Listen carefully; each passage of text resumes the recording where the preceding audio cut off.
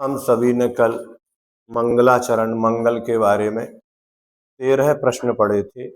आज 14वां प्रश्न हमारे सामने उपस्थित है। प्रश्न नंबर इसका है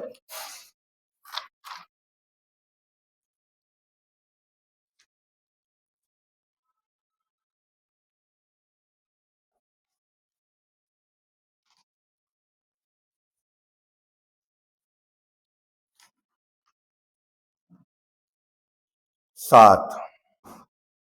इस ग्रंथ में मंगल आदि का कथन किस प्रकार करना चाहिए। ग्रंथ का नाम है तत्वार्थ मंजूषा। इसका संकलन किया है आरिका श्री विज्ञानमती माता जी ने। अब ये जो ग्रंथ है, इस ग्रंथ में मंगल आदि का कथन किस प्रकार करना चाहिए। कौन से ग्रंथ में? तो तत्वार्थ मंजूषा में। तो मंगलाचरण में वर्तमान शासन नायक 1008 भगवान वर्धमान महावीर स्वामी को अथवा वीतराग सर्वज्ञ हितोपदेशी अरहंत भगवान को अपने इष्ट कार्य की सिद्धि के लिए भक्ति पूर्वक नमस्कार किया गया है। इस ग्रंथ का मंगलाचरण क्या है? तो यहाँ दिया है, महावीर को नमन करूं, ज्ञान विवेक और लाय, शारद विशाल वंदन करूं, विद्या आशीष पाए, गद्य पिच्छ आचार्यकृत गहन ग्रंथ तत्वार्थ मंजूषा संग्रह करूं, हो सरल गूढ़ार्थ।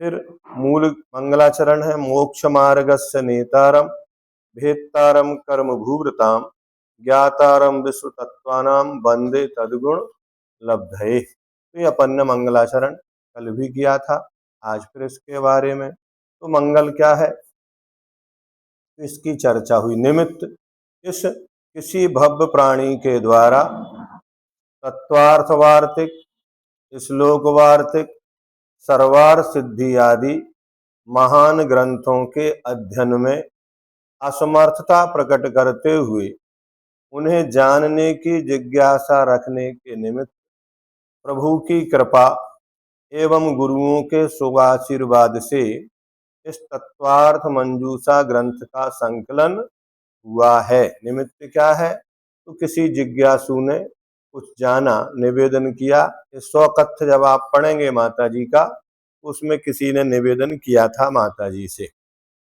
हेतु इस तत्वार्थ मंजूषा के संकलन का साक्षात हेतु अज्ञान का नाश आदि है और परंपरा का हेतु स्वर्ग एवं मोक्ष की प्राप्ति है। साक्षात हेतु क्या है? तो साक्षात हेतु तो क्या, अज्ञान का नाश आदि है और परंपरा से स्वर्ग और मोक्ष की प्राप्ति है।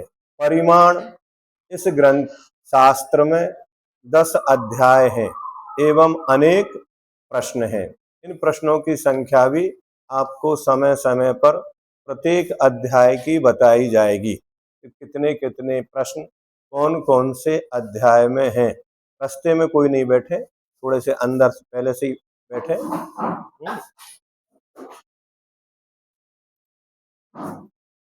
अब इस शास्त्र का नाम क्या है? तो तत्वार्थ मंजूषा। अपन तत्वार्थ सूत्र के अंतर्गत क्या पढ़ रहे हैं? तत्वार्थ मंजूषा। कर्ता कौन है? इस शास्त्र के मूल कर्ता भगवान सर्वज्ञ देव हैं। उत्तर ग्रंथकर्ता गणधर देव, प्रति गणधर देव एवं उनकी परंपरा में अकलंक देव, विद्यानंद स्वामी, पूज्यपाद देव, यतिभृषभ आचार्य आदि के द्वारा प्रणीत ग्रंथों से यह संकलन किया गया है, अतः वे ही इस ग्रंथ के कर्ता हैं। क्योंकि माताजी ने जो भी लिखा है उन सब ग्रंथों से लेकर ही लिखा है, अपने मन से कुछ भी अलग से नहीं लिखा है।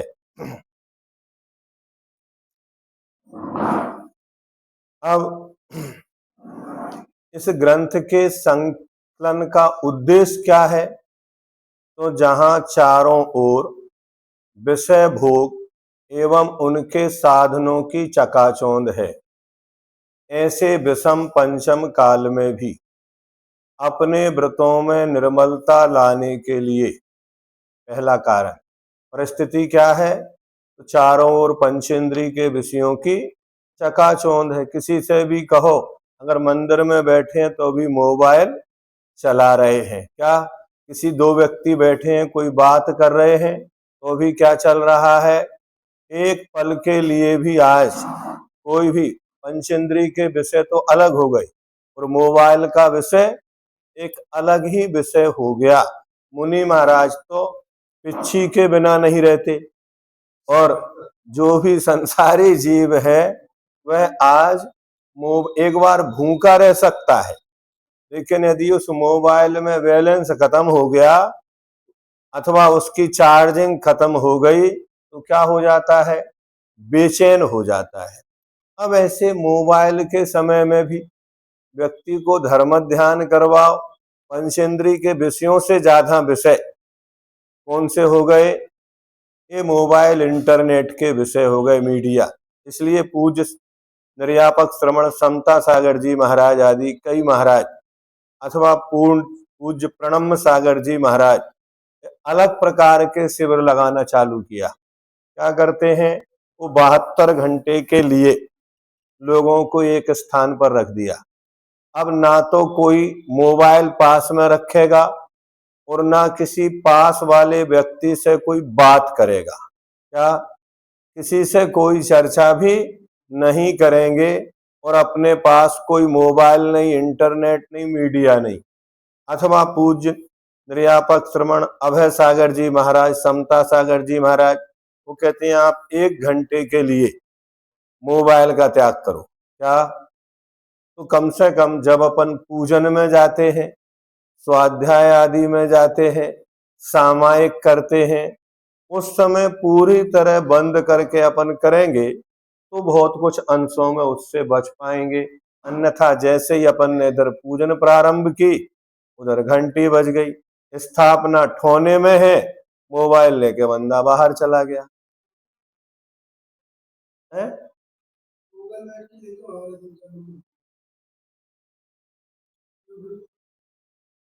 हाँ, तो क्या होता है, उसके द्वारा पूजन तो रह जाती है, स्थापना भी रह गई और चलता हुआ वो कहाँ पहुंच गया बातें करते करते। तो ये पंचेंद्रिय के विषयों की जहां भरमार है, चकाचौंध है, ऐसे विषम पंचम काल में भी अपने व्रतों में निर्मलता लाने के लिए पूज्य आरिका विज्ञानमती माता जी का पूरा संघ, पूरी आरिकाएं मोबाइल में कोई भी चीज नहीं देखती हैं। क्या कोई भी किसी कितने भी धार्मिक भी कोई प्रोग्राम कोई दिखाना चाहे तो भी माता जी का पूरा संघ मोबाइल में नहीं देखता है ना। समय को धर्म ध्यान पूर्वक व्यतीत करने के लिए इस ग्रंथ को लिखने का उद्देश्य क्या है, तो समय को धर्म ध्यान पूर्वक व्यतीत करने के लिए जिनवाणी एवं पूर्वाचार्यों के प्रति कृतज्ञता ज्ञापित करने के लिए, इसके लिए जिनवाणी और जो पूर्वाचार्य हैं जिन्होंने उपकार किया, हमें ये ग्रंथ बना के दिए लिखे, उन ग्रंथों को अगर अपन पढ़ेंगे नहीं तो क्या होगा, अपन उपकार नहीं चुका पाएंगे। इसलिए पूर्वाचार्यों के प्रति उपकार चुकाने के लिए, ठीक, अंतरंग सुख शांति की प्राप्ति के लिए एवं साधना में आए उपसर्ग परिसहों को धैर्य पूर्वक सहन करने की शक्ति प्राप्त करने के लिए इस ग्रंथ का संकलन किया गया है। इस प्रकार से इतने 15 प्रश्नों में ये मंगलाचरण की चर्चा हुई।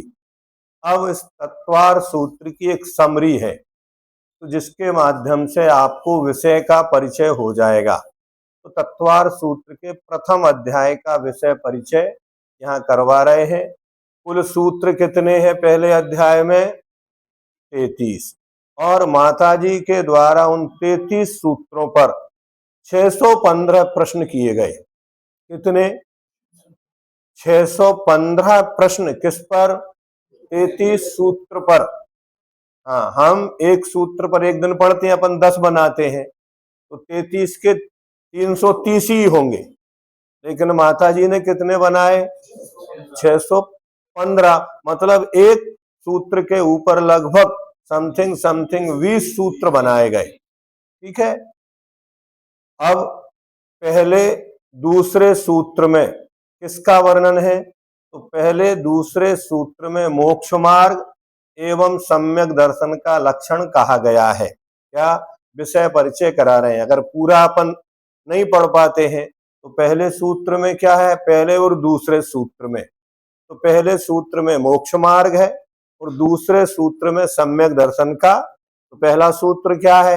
प्राय सबको याद है, सम्यक दर्शन ज्ञान चारित्राणी मोक्ष मार्ग। अपने भी करते चलेंगे, है ना। ये म्यूट करके रखें, आप बोले जरूर, लेकिन आप जो भी बोल रहे हैं कृपया अपने अपने उपकरणों को म्यूट कर लें, है ना। अब दूसरे सूत्र में क्या है? तत्वार्थ श्रद्धानम सम्यक दर्शनम, सम्यक दर्शन का लक्षण है।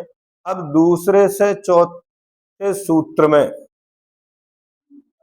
सम्यक की उत्पत्ति का कारण एवं तत्वों के नाम निर्देश है ना। तो तीसरा क्या है? तन निसर्गा दधिगमाद्वा। फिर चौथा है जीवा जीव आश्रव वंद संवर निर्जरा मोक्षास तत्वम। हमने सबको ये पहले पढ़ा दिया है, तो आपको वहां आना चाहिए। अब 5वें से 8वें सूत्र तक तत्वादि को जानने के उपाय कहे गए हैं। कितने तत्व कितने होते हैं? 7। और उनको जानने के उपाय कितने हैं? 20। कितने?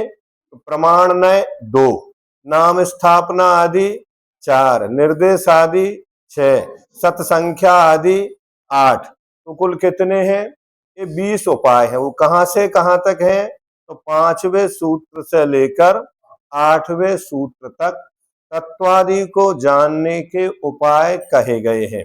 अब 9वें से 12वें सूत्र तक सम्यक ज्ञानों के नाम एवं प्रमाण के भेद कहे गए हैं, है ना। तो कौन कौन से हैं? मति श्रुताब्धि मनः परः केवलानि ज्ञानम तत्प्रमाणे आद्य परोक्षम प्रत्यक्ष मन्यत। मति श्रुताब्धि मनः परः केवलानि तो हो गया, है ना। तो ऐसे 9वें से लेकर 12वें तक, इतने 9, 10, 11 और 12। फिर 13वें 14वें सूत्र में मति ज्ञान के नामांतर तो कौन कौन से हैं? मति स्मृति संज्ञा चिंता विनिबोध इत्यनर्थांतरम, ये उनके पर्यायवाची नाम है। ठीक है। 14वें सूत्र में तो ये नाम और उनकी उत्पत्ति किसके द्वारा होती है? तद इंद्रिय इंद्रिय निमित्तम, तो वह मति ज्ञान इंद्रिय और अनिंद्रिय के निमित्त से होता है। 15वें से 19वें सूत्र तक मति ज्ञान के भेद प्रभेदों का कथन है। अवग्रह आवाय, इहा आवाय और धारणा, फिर उनके बहुवादी भेद किए। ऐसे 336 भेद किसके किए गए? मति ज्ञान के। अपन इसमें पढ़ेंगे, है ना। अभी तो मात्र आपको विषय से परिचय कराया जा रहा है। फिर 20वें सूत्र में किसका वर्णन है? तो श्रुत ज्ञान का लक्षण, श्रुतम मति पूर्वम द्वैनेक द्वादश भेदम, तो 20वें सूत्र में है। फिर 21वें एवं 22वें सूत्र में अवधि ज्ञान के स्वामी। अवधि ज्ञान के स्वामी कौन है? देव और नारकी, ये अवधि ज्ञान के स्वामी कहे गए। और रिद्धिधारी मुनि महाराज भी होते हैं। 21वें 22वें सूत्र में अवधि ज्ञान के स्वामी बताए गए। 30वें 23वें 24वें सूत्र में मनः परे ज्ञान के भेद एवं इनका तुलनात्मक कथन है। 25वें सूत्र में अवधि एवं मनः परे ज्ञान का तुलनात्मक उल्लेख है।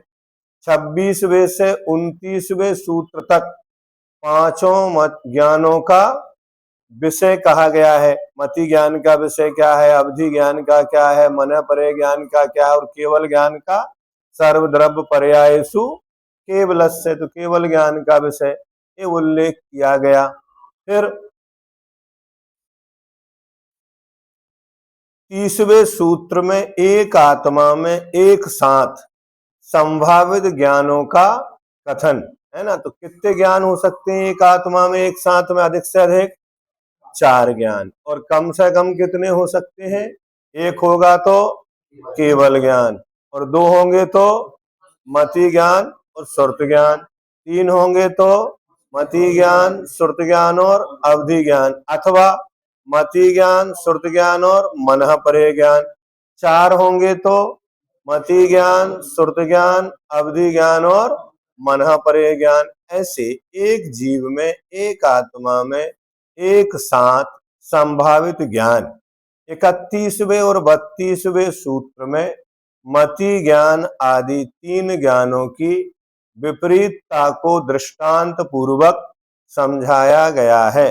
और अंतिम सूत्र में किसका कथन है? नयों का। ऐसे आपको संक्षेप में कितने सूत्रों का परिचय कराया? 33 सूत्रों का परिचय कराया। अब ये पीडीएफ कुछ उल्टी आ रही है, कुछ हो सकता है इसका भैया? नहीं हो सकता। तो हम अपनी पुस्तक से पढ़ रहे हैं। जिनके पास ये मिरर है,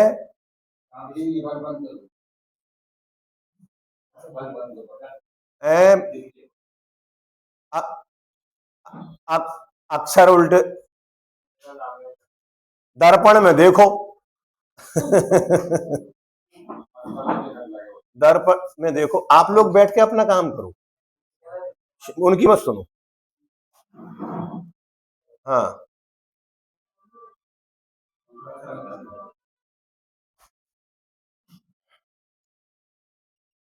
अब हम पुस्तक में से पढ़ रहे हैं, आप सुनिए।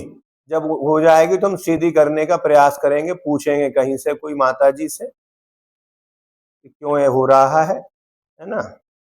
अब मोक्ष मार्ग का निरूपण करते हैं। सबको ज्ञात है प्रथम सूत्र, सम्यक दर्शन ज्ञान चारित्राणि मोक्ष मार्गः। पढ़िए,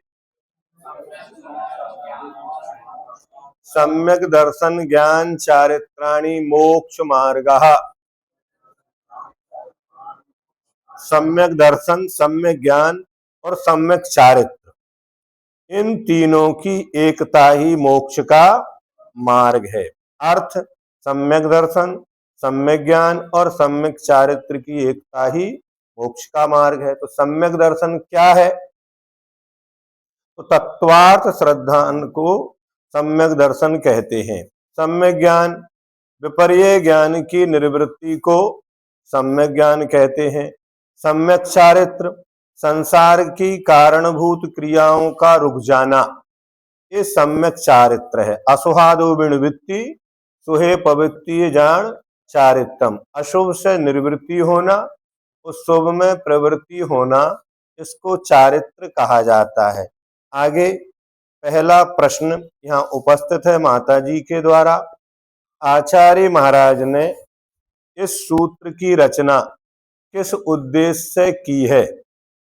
इस सूत्र के रचने में किसी शिष्य एवं आचार्य का संबंध विवक्षित नहीं है, किंतु संसार सागर में निमग्न अनेक प्राणियों के उद्धार करने की पुण्य भावना से प्रेरित होकर तथा मोक्ष का उपदेश बिना हितोपदेश दुष्प्राप्य है, ऐसा विचार करके मोक्ष मार्ग की व्याख्या करने के इच्छुक आचार्य महाराज ने इस सूत्र की रचना की है। मोक्ष अत्यंत परोक्ष है, अतः अपने को तीर्थंकर मानने वाले, हो गया क्या? मोक्ष कैसा है? मोक्ष अत्यंत परोक्ष है। अत्यंत मतलब केवली भगवान के अलावा कोई भी उस मोक्ष को जान नहीं पाता। अतः अपने को तीर्थंकर मानने वाले अल्पज्ञानी प्रवादी लोग मोक्ष के स्वरूप को स्पर्श नहीं करने वाले हैं और असत्य युक्ति रूप वचनों के द्वारा उसका स्वरूप सर्वथा अन्य प्रकार से बतलाते हैं।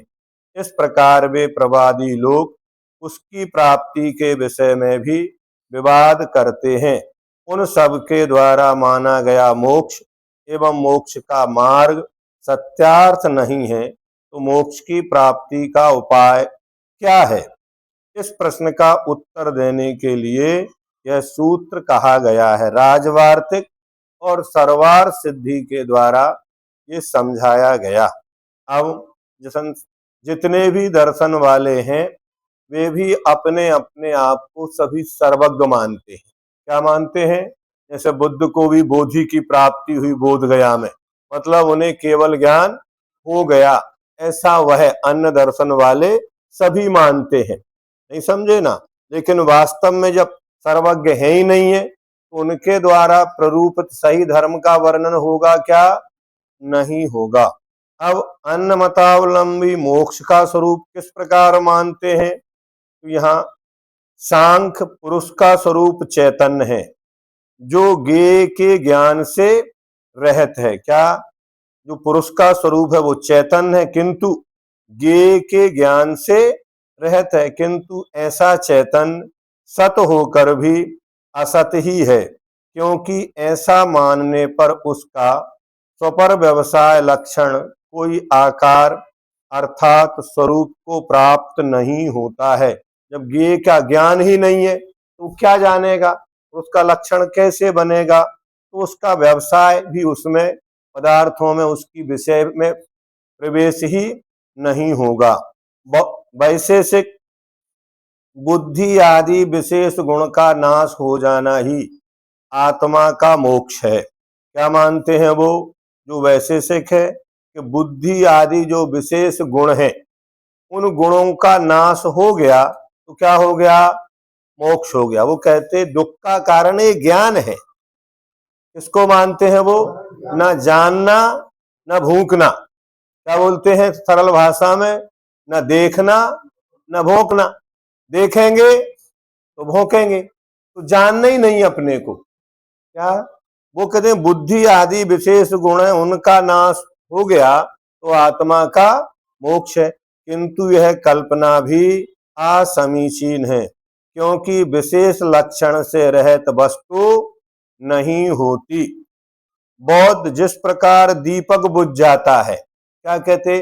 ना आत्मा कहीं आती है ना कहीं जाती है, ना मोक्ष में जाती है ना ऊपर जाती है ना नीचे। वो उदाहरण देकर प्रैक्टिकल करके सिखाते हैं। एक दीपक रखा है, उसको बुझा दिया और जैसे ही दीपक बुझाया तो क्या हो गया? मोक्ष। दीप निर्वाणवत। दीपक कहाँ गया? कहीं नहीं गया। दीपक जहां था वहीं बुझा दिया। ऐसे ही व्यक्ति दीप निर्वाण के समान मोक्ष को प्राप्त हो जाता है। उसी प्रकार आत्मा की संतान का विच्छेद होना ही मोक्ष है, किंतु जैसे गधे के सींग केवल कल्पना के विषय होते हैं, स्वरूप सत नहीं होते। गधा भी होता है, सींग भी होते हैं, लेकिन गधे के सींग होते क्या? नहीं, गधे के सींग नहीं होते। वैसे ही इस प्रकार का मोक्ष भी केवल कल्पना का विषय है, स्वरूप सत नहीं। यह बात स्वयं उन्हीं के कथन से सिद्ध हो जाती है। इत्यादि। अन्य मतावलंबी मोक्ष मार्ग किस प्रकार से मानते हैं? तो कोई चारित्र निरपेक्ष ज्ञान से ही मोक्ष की प्राप्ति को मानते हैं। अपने यहाँ भी कथन पढ़ते हैं अपन, ज्ञान समान आन जगत में सुख को कारण। तो अकेले ज्ञान से ही मोक्ष हो जाएगा क्या? वो कहते नहीं, एक ज्ञान के अभाव को मोक्ष मान रहा है, एक क्या कह रहा है? चारित्र निरपेक्ष, बिना चारित्र के ही ज्ञान से ही मुक्ति की प्राप्ति हो जाती है। श्वेतांबर परंपरा में वो कहते कि किसी को झाड़ू लगाते लगाते भी केवल ज्ञान, संयम लिए नहीं, दीक्षा लिए नहीं, हाथी पे बैठे बैठे ही मरु देवी को केवल ज्ञान हो गया, तो उन्होंने कहा रे हमें अब केवल ज्ञान हो गया, तो ऐसे अवस्था में केवल ज्ञान अच्छा नहीं लगेगा, तो क्या करो अब दीक्षा ले लो। तो पहले केवल ज्ञान हुआ, फिर उन्होंने दीक्षा ले ली। हाँ, ऐसे कथन है। बिना चारित्र के ही ज्ञान की प्राप्ति हो गई, मोक्ष भी हो जाएगा। ये भी कल्पना के विषय है,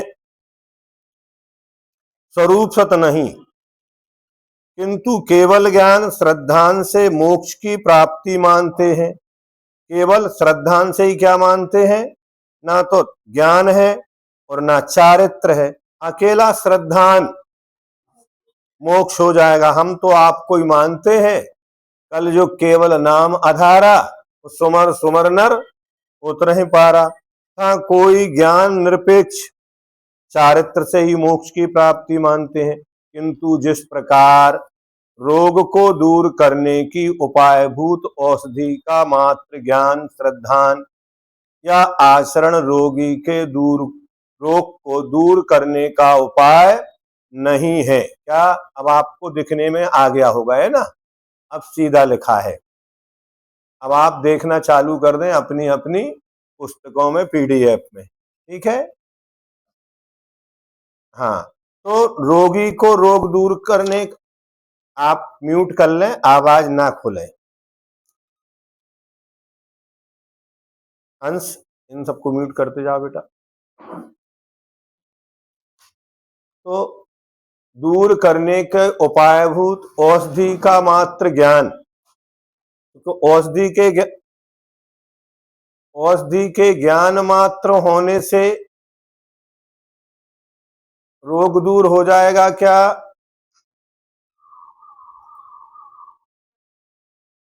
औषधि के ज्ञान मात्र श्रद्धान कर लिया तो श्रद्धान से भी नहीं। या आचरण रोगी के रोग को दूर करने का उपाय, दवाई तो खा रहा है लेकिन कौन से रोग की है ये तो पता ही नहीं है। पेट में दर्द है, सिर दर्द की दवाई खा रहा है, नहीं हमने औषधि तो खाई, बराबर खाई तो नहीं। उसी प्रकार अलग अलग ज्ञान आदि मोक्ष की प्राप्ति के उपाय नहीं है। सर्वप्रथम मोक्ष मार्ग का कथन क्यों किया? और कुछ कर लेते। कहते मिथ्यावादियों द्वारा प्रणीत ज्ञान मात्र से व दर्शन मात्र से व चारित्र मात्र से, ज्ञान चारित्र इन दो से व दर्शन चारित्र इन दो से व ज्ञान दर्शन इन दो से मोक्ष मार्ग का निषेध करने के लिए प्रथम मोक्ष मार्ग का कथन किया है। देखिए क्या है, मोक्ष तो सब मानते हैं, जितने भी दर्शन है ऐसा कोई दर्शन नहीं है जो मोक्ष को ना मानता हो। लेकिन विसंवाद कहाँ है? मोक्ष के मार्ग में। वो कहते नहीं, मंजिल तो वही है, किसी भी रास्ते से आओ, आप इस रास्ते से जाते हैं, हम इस रास्ते से जाते हैं, तो विवाद किस में है? विवाद है मार्ग में। मोक्ष सब मान रहे हैं, कोई भी दर्शन हो सब मोक्ष मानते हैं।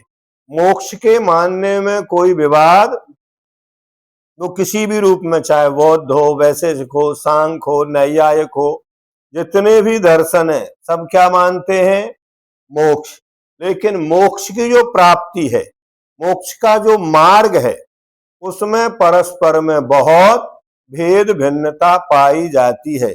इसलिए आचार्य उमा स्वामी महाराज यहाँ सबसे पहले किसकी चर्चा कर रहे हैं? मोक्ष की नहीं, मोक्ष मार्ग की चर्चा कर रहे हैं कि पहले जिस रास्ते पर आप चलते हो निर्णय तो करो। चलना मात्र कार्यकारी नहीं है, लेकिन आप जहां जा रहे हैं वो रास्ता आपका सही है या गलत।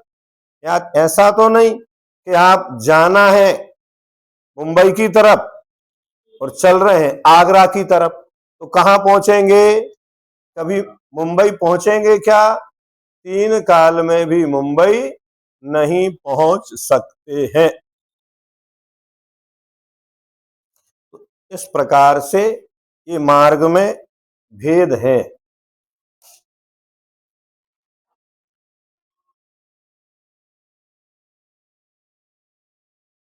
चालू हो गया किसी का।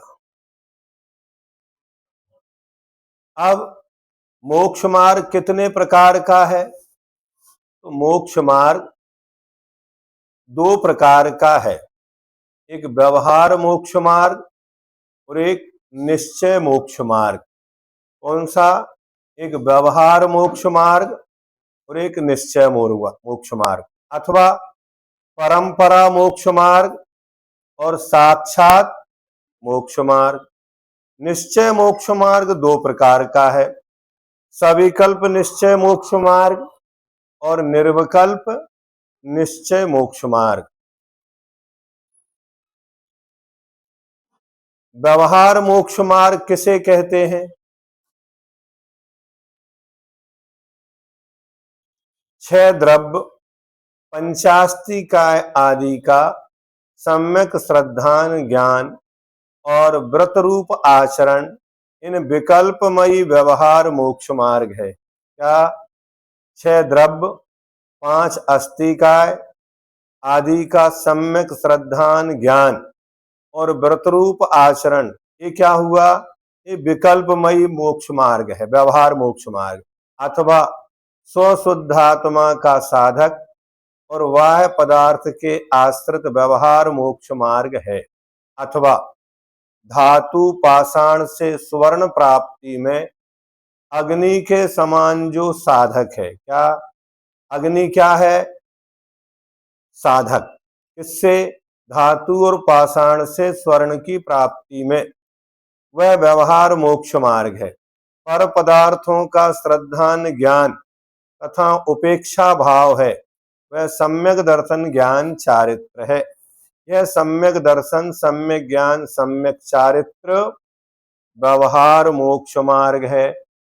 तपस्वियों का चारित्र, आचार सार आदि चारित्र ग्रंथों में कथित मार्ग के अनुसार प्रमत्त और अप्रमत्त गुणस्थान के योग, पांच महाव्रत, पांच समिति, तीन गुप्ती व छह आवश्यक आदि रूप होता है। ग्रस्तों का चारित्र, उपासकाध्ययन, शास्त्र में कथित मार्ग के अनुसार पंचम गुणस्थान के योग, दान, शील, पूजा, उपवास आदि रूप, या दर्शन, व्रत आदि 11 स्थान रूप जो प्रतिमा है, ये सब व्यवहार मोक्ष मार्ग का लक्षण है। अब यहाँ ध्यान देने योग्य बात ये है कि चाहे तपस्वियों का चारित्र हो, आचार सार मन मूलाचार आदि, और चाहे जो श्रावक ग्रस्त हैं उनके 12 व्रत हैं, 11 प्रतिमाएं हैं, पंचम गुणस्थान वर्ती हैं, जो अपने रत्नकरंडक श्रावकाचार उपास का, ये सब व्यवहार ही मोक्ष मार्ग है। क्या? अब इनको तो व्यवहार मोक्ष मार्ग है, और जिनके पास कोई व्रत नहीं है वो कहता है हमारे पास निश्चय मोक्ष मार्ग है। क्या बोलते वो? तो आगे बता रहे हैं कि निश्चय मोक्ष मार्ग किसे कहते हैं? तो निश्चय से वीतराग सुख रूप परिणति, जो निज शुद्धात्म तत्व उसी के सम्यक श्रद्धान ज्ञान अनुचरण रूप अभेद रत्नत्रय स्वरूप मोक्ष मार्ग है ना। निज निरंजन शुद्ध बुद्ध आत्म तत्व के सम्यक श्रद्धान ज्ञान तथा आचरण में एकाग्र परिणत रूप, ये निश्चय मोक्ष मार्ग है। अथवा सुवर्ण समान निर्विकार निज आत्मा के स्वरूप की प्राप्ति रूप साध, वह निश्चय मोक्ष मार्ग। वहां सुवर्ण पाषाण को अग्नि के द्वारा शुद्ध कर रहे हैं तो व्यवहार, लेकिन यहाँ स्वर्ण स्वरूप को प्राप्त, वह निश्चय मोक्ष मार्ग है। सम्यक दर्शन ज्ञान चारित्र इन तीनों से समाहित जो साधु ना कुछ ग्रहण करता है और ना कुछ त्यागता है, निश्चय न के अनुसार यह मोक्ष का कारण है। जो आत्मा स्वयं में स्वयं का अवलोकन करती है, स्वयं के द्वारा स्वयं का स्वयं में परिज्ञान करती है और मध्यस्थ हो जाती है, वही निश्चय न से मोक्ष का मार्ग है। ऐसा जिनेंद्र भगवान का कथन है। कथन किसका है? किसी व्यक्ति का नहीं। जिनेंद्र भगवान कहते हैं कि आप रूप को जान पनोसो सम्यक ज्ञान कला है। आप रूप में लीन रहे थिर सम्यक चारित सोही। अब व्यवहार मोक्ष मग सुनिए हेतु नियत को होई। ऐसा कथन वहां किया है। क्या व्यवहार मोक्ष मार्ग के बिना निश्चय मोक्ष मार्ग हो सकता है? व्यवहार मार्ग में प्रवेश किए बिना जीव निश्चय मार्ग को जानने में भी समर्थ नहीं हो सकता। क्या प्राप्त होना तो दूर की बात है, व्यवहार मार्ग में प्रवेश किए बिना जीव निश्चय मार्ग को जानने में भी समर्थ नहीं हो सकता। जैसे प्रभात हुए बिना सूर्य का उदय नहीं हो सकता, आराधना सार। अर्थात प्रश्न था क्या व्यवहार मोक्ष मार्ग के बिना निश्चय मोक्ष मार्ग हो सकता है? तो क्या बीज के बिना वृक्ष हो सकता है? नहीं हो सकता। पहले बीज होगा फिर वृक्ष होगा। उसी प्रकार व्यवहार मोक्ष मार्ग साधन है और निश्चय मोक्ष मार्ग साध्य है। व्यवहार मोक्ष मार्ग सविकल्प है, वह निर्विकल्प दशा का साधन कैसे हो सकता है? अब ऐसे नहीं माने तो उन्होंने घुमा के प्रश्न कर दिया, क्योंकि व्यवहार मोक्ष मार्ग तो सविकल्प है और निश्चय मोक्ष मार्ग है वो निर्विकल्प है। तो सविकल्प निर्विकल्प का कारण कैसे हो सकता है? तो भूत नैगम नय से व्यवहार मोक्ष मार्ग निश्चय मोक्ष मार्ग का परंपरा से कारण है। वहां मैं अनंत ज्ञान रूप हूं इत्यादि सविकल्प रूप साधक एवं निर्विकल्प समाधि रूप साध्य होता है। कहा है जो विकल्प सहित है वह आश्रव सहित है और जो विकल्प रहित है वह आश्रव से रहित है। ऐसा नय के द्वारा भूत नैगम नय, नैगम नय आगे अपन कब पढ़ेंगे? तो 33वें सूत्र में पढ़ेंगे। भूत पूर्व नैगम नय से हम जिस पर्याय में थे उसका भी कथन किया जाता है। तो ये परंपरा के कारण होता है। यहाँ कौन से मोक्ष मार्ग का कथन किया गया है? यहाँ साक्षात निश्चय मोक्ष मार्ग का कथन किया गया है। सम्यक दर्शन आदि पृथक पृथक मोक्ष के मार्ग क्यों नहीं है? नहीं, सम्यक दर्शन आदि पृथक पृथक मोक्ष के मार्ग नहीं हो सकते। जिस प्रकार रसायन के श्रद्धांत से रोग की निवृत्ति नहीं हो सकती। क्या कहा? हमें औषधि का तो श्रद्धान है लेकिन हम दवाई नहीं खाएंगे, है ना। हमारे कुछ त्यागी वृत्ति डॉक्टरों के पास जाते हैं, फिर डॉक्टर उनको देखता है, चेकअप करता है, सब कुछ करता है, फिर पर्चा लिखने का नंबर आता है तो बाबा जी बोलते डॉक्टर साहब दवाई नहीं खाएंगे। तो भाई आए क्यों है हमारे यहाँ?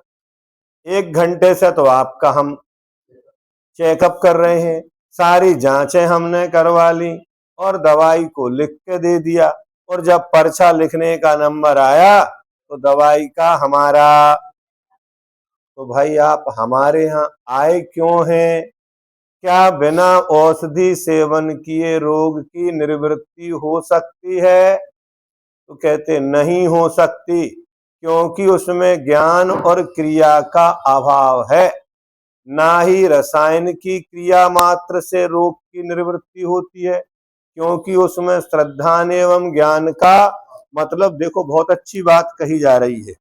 आप दवाई तो खा रहे हैं लेकिन उस डॉक्टर पे हमें विश्वास नहीं है। क्या मतलब? उस वैद्य के ऊपर विश्वास भी करना पड़ेगा। मंदिर तो जा रहे हैं लेकिन भगवान पे विश्वास नहीं है।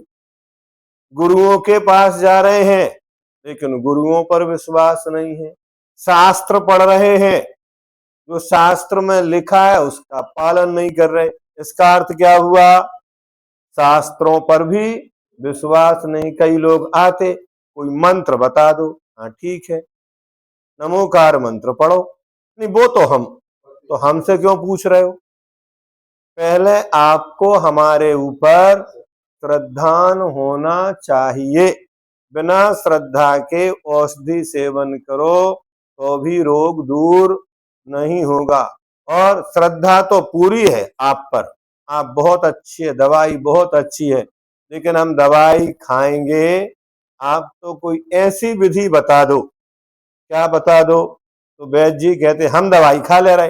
हाँ ये ठीक है, अगर हमारे हिस्से की दवाई आप खा लें और हम ठीक हो जाएं, तो ऐसा कहीं कोई आगम है क्या? नहीं, बहुत सारे लोग मिलेंगे, है ना। हाँ, आप हमारी ओर से पूजन कर लो, आप हमारी ओर से दान दे लो, तो हम पूजन करेंगे तो फल किसे मिलेगा? उसे ही मिलेगा। दान नहीं, आप जा रहे हैं, हमारी ओर से भी दान दे देना, एक ग्रास हमारी ओर से दे देना, तो भैया जो दान देगा उसको फल मिलेगा आपके द्वारा। ऐसा कहकर देना भी दान का अतिचार है क्या? कि ये हम उनकी ओर से दे रहे हैं, उनकी वस्तु दे रहे हैं, तो क्या हुआ? तो हम उनकी ओर से दवाई खा रहे हैं, 2 गोली अपन खा लो तो उसका बुखार उतर जाएगा। उसकी ओर से आप मंत्र का जाप कर लो तो उसका रोग, ये तो चलता ही है प्रचलन में, वो बहुत बीमार हैं। अब एक काम करो, क्या करें, आप उनकी ओर से शांति धारा कर दो। हाँ, तो जब उनको कोई बीमारी नहीं थी तब वो शांति धारा करते थे क्या? वो कभी मंदिर आते थे क्या? उन्हें भगवान के ऊपर श्रद्धा था क्या? तो हम उनकी ओर से शांति धारा करें। उन्हें जब स्वयं ही जीवन में कभी शांति धारा नहीं करी, उन्हें शांत, लेकिन प्राय करे देखने में लाइन लगी रहती है, जैसे ही कोई बीमार हुआ तो आप उसका नाम शांति धारा में एक बार नहीं 1000 बार भी कोई बोले तो भी कुछ होने वाला नहीं है। ध्यान रखो, बड़ा बुरा लगेगा, भैया जी क्या कह रहे हो? हाँ, भैया जी जो कह रहे हैं वो ठीक है? उनकी ओर से हम क्यों करें? कब करें? पहले उन्हें खुद करना। अब आज वो नहीं कर पा रहे तो ठीक है, हम सुना देते हैं, लेकिन वो जब समर्थ थे तब उन्होंने कभी उसके ओर उपयोग गया क्या? क्या? इसलिए जब तक अपनी इंद्रियां काम करती हैं, शरीर में निरोगता है, आजीविका की अनुकूलता है, पारिवारिक अनुकूलताएं हैं, तब तक धर्म ध्यान के कार्य स्वयं करना चाहिए, तो आपका श्रद्धान आचरण सही कहलाएगा। नहीं समझे ना? दूसरे लोग दौड़ते हैं, वो तो मंदिर ही नहीं जाते, ये तुम्हारा राग है, मोह है उनके प्रति, तो आप कर रहे हैं।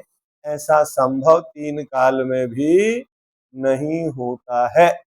अतः पूर्ण फल की प्राप्ति के लिए रसायन की श्रद्धा, उसका ज्ञान एवं उसका सेवन आवश्यक है। उसी प्रकार दर्शन और चारित्र के अभाव में ज्ञान और चारित्र के अभाव में श्रद्धान से, एवं श्रद्धा और ज्ञान के अभाव में चारित्र से मोक्ष की प्राप्ति नहीं हो सकती। अतः सम्यक दर्शन आदि पृथक पृथक मोक्ष के मार्ग नहीं कहे गए हैं। 3 व्यक्ति थे, एक अंधा था, एक लंगड़ा था, और तीसरा आती ना, अंधा चल नहीं सकता था, अंधा देख नहीं सकता था और लंगड़ा चल नहीं सकता था। अब जंगल में आग लग गई तो क्या करें?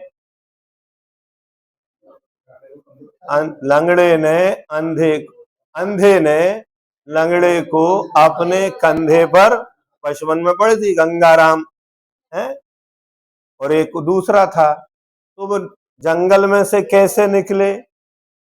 कि एक ने कहा कि रास्ता तो हम बताएंगे और चलना तुम, है ना, ऐसी कथा आती है। तो ऐसे ही बिना ज्ञान के हम अंधे हैं, बिना चारित्र के लंगड़े हैं। अब तीसरी चीज है क्या? श्रद्धा। अब हमें उस चलने में श्रद्धा ही नहीं है, नहीं कोई नहीं बचेगा तो बैठे हैं। तो ऐसे दर्शन, ज्ञान और चारित्र ये तीनों हों। आंख भी चाहिए है, पैर भी चाहिए और विश्वास भी चाहिए है, तभी आप उस जंगल से, विपत्ति से बच सकते हैं। सम्यक दर्शन देखें 1-2, सम्यक ज्ञान देखें 1-9, है ना। पहले अध्याय का दूसरे सूत्र में आपको सम्यक दर्शन की परिभाषा मिलेगी और पहले अध्याय के 9वें सूत्र में मति श्रुताब्धि मनः प्रय केवलानी ज्ञानम वहां मिलेगा। और दूसरा सूत्र तत्वार्थ श्रद्धानम सम्यक दर्शनम, उसको भी विशेष रूप से देखना, आगे अपन पढ़ेंगे। अब सम्यक चारित्र किसे कहते? मोक्ष मार्ग की बात तो हो गई, तीनों की एकता। तो इन्होंने प्रश्न बनाया नहीं कि सम्यक दर्शन क्या है और सम्यक ज्ञान क्या है। तो आगे अब सम्यक चारित्र किसे कहते हैं? तो संसार के कारणभूत राग देश आदि की निवृत्ति के लिए कृत संकल्प ज्ञानी की बाह्य एवं अभ्यंतर क्रियाओं का रुक जाना सम्यक चारित्र है। कौन? संसार के कारणभूत क्या है? राग देश आदि की प्रवृत्ति, उनकी निवृत्ति के लिए क्या करना? कृत संकल्प, जब तक संकल्प नहीं होता राग देश की निवृत्ति नहीं होती, व्रत नहीं होते। संकल्प का नाम ही चारित्र है। इसलिए प्रत्येक जीव मोक्ष मार्गी को सबसे पहले क्या करना पड़ता है?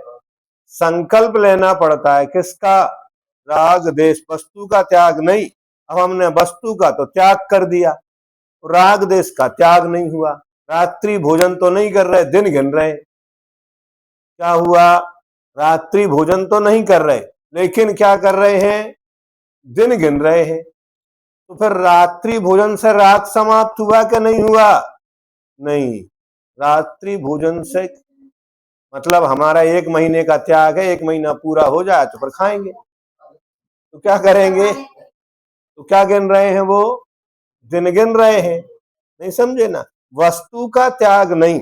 अपन ने दान तो दे दिया, लेकिन हर बार याद कर रहे हैं इस मंदिर में हमने इतना दान दिया था, इस काम में हमने इतना दान दिया। तो दान देने का अर्थ है निश्चय राग देश निर्वारे ज्ञाता दोनों दान समारे। निश्चय से राग देश की निवृत्ति होना ही दान है। निश्चय से राग देश की निवृत्ति होना ही वस्तुओं का त्याग है। पदार्थों का त्याग तो कर दिया, लेकिन पदार्थों के प्रति राग नहीं गया, तो उससे पदार्थों से राग समाप्त होना चाहिए। अब अशुभ से निवृत्ति होकर शुभ में प्रवृत्ति करना सम्यक चारित्र है। इसलिए हमारे 6 आवश्यक हैं। क्या? देव पूजा, गुरु उपासना, स्वाध्याय, संयम, तप और दान। ये क्यों है? सटकर्म से बचने के लिए। असी मसी कृषि वाणिज्य विद्या और शिल्प, ये 6 कर्म हैं और ये सटकर्म है। इन सटकर्मों से बचने के लिए सटकर्म किए जाते हैं।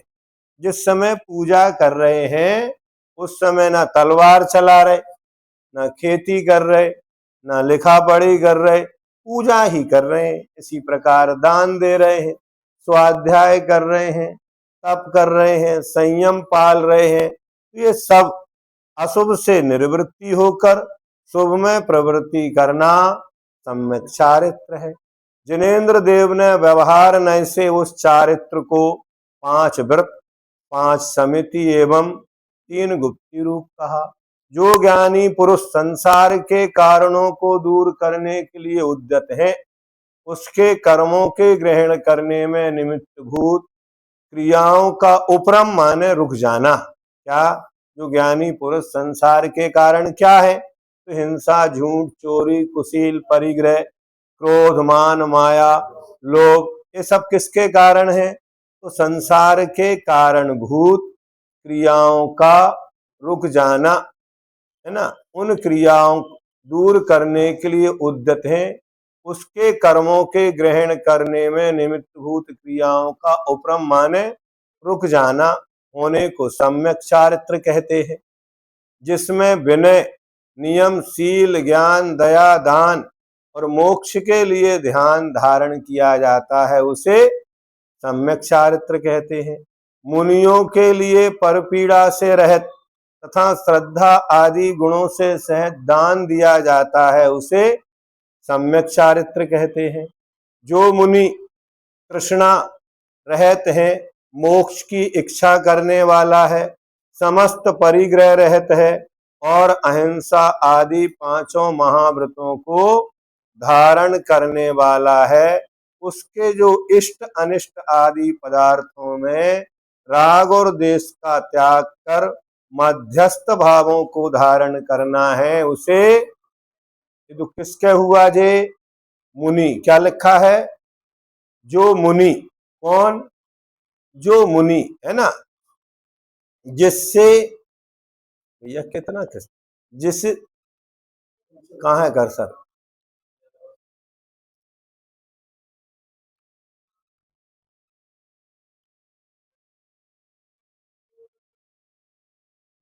जिससे हित की प्राप्ति करते हैं, यहाँ रख दो, जिससे हित की प्राप्ति करते हैं और अहित का निवारण करते हैं, उसको चारित्र कहते हैं। अथवा सज्जन जिसका आचरण करते हैं, उसको चारित्र कहते हैं। इसके सामायिक आदि भेद हैं। हिंसा, असत्य, चोरी तथा मैथुन सेवा और परिग्रह, इन पांचों पापों की प्रणालियों से विरत होना चारित्र है।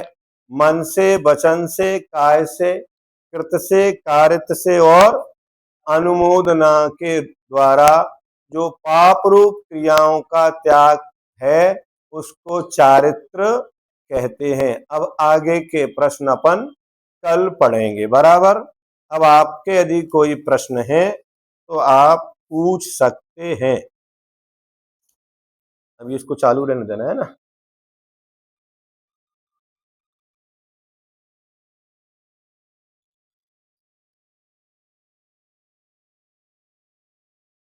किसी को कुछ पूछना है क्या? वंदना भैया जी। जी भैया जी, ये विषय अपना जो मंगल का प्रश्न नंबर 9 है ना, प्रश्न 9, वहाँ थोड़ा हमें आप समझा पाए कि यहाँ पे एक जो मंगल संबंधी आवश्यक कृति कर्म, मंगल संबंधी प्रायश्चित तथा विनय।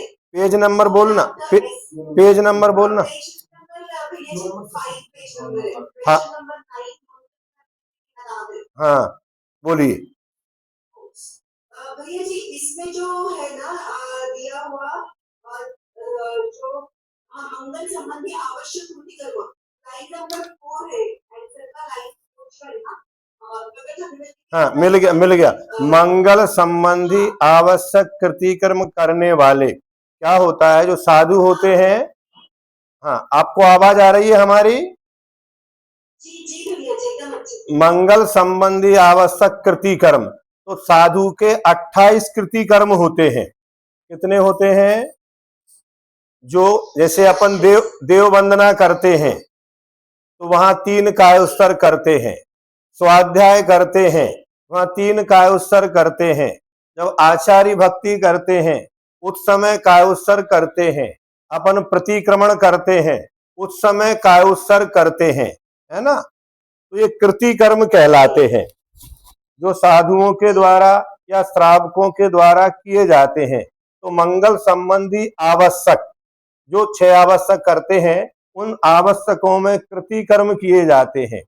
तो सुबह से लेकर शाम तक के साधु के 28 कृति कर्म होते हैं। कितने होते हैं? है ना। उसी प्रकार मंगल संबंधी प्रायश्चित करने वाले, जो व्रतों में दोष लगते हैं, उनका भी प्रायश्चित करते हैं। उस समय भी कायोत्सर्ग आदि, कायोत्सर्ग को ही कृति कर्म कहा जाता है ना। हाँ हाँ। तो विनय को प्राप्त है से शिष्य अध्येता, है ना। तो अध्येता माने पढ़ने वाले, तो उनके मंगल संबंधी हैं, उनके कार्य निर्विघ्न हो, उनमें आरोग्य की प्राप्ति हो, विद्या का फल प्राप्त हो, इसलिए मंगल किया जाता है। जब अपन प्रतिक्रमण करते हैं मम मंगलम, अर्हत सिद्ध आचार्य, है ना, तो कृति कर्मों में मंगल होते हैं, है ना। मूलाचार में इसका वर्णन है 28 कृति कर्मों का। मतलब पहले के शॉर्टकट में आपको समझना है कि जो भी कार्य करते हैं, हाँ कोई भी कर्म या कोई भी आवश्यक जो कार्य किया जाता है वो कार्य मंगल है। हाँ वो मंगल है ना। हाँ झलो कालो सोवाणी मस्तक नमो सदा देत हूँ धो।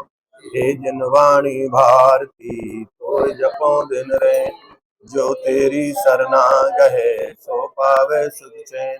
देव भजो अरहंत को गुरु सेवा निर्ग्रंथ, दया धर्म पालो सदा यही मोक्ष का पंथ।